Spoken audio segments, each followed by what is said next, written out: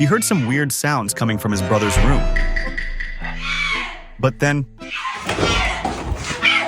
谁呀？干嘛呢？你喊啥？谁呀？干啥呢？你喊啥呀？啊，玩游戏呢？放屁！看看啥？声控的这个，老难了，不好过。 that's definitely not what he thought. 没事，我们帮你玩呗，这简单。 Then they decided to help him out. Looks like it's working. Let's raise the stakes.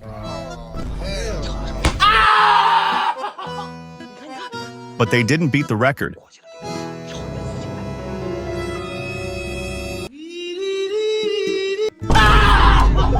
超过90%的小尖儿。你们玩，我下去了啊。 And then he suddenly runs into his sister. 他想玩游戏呢。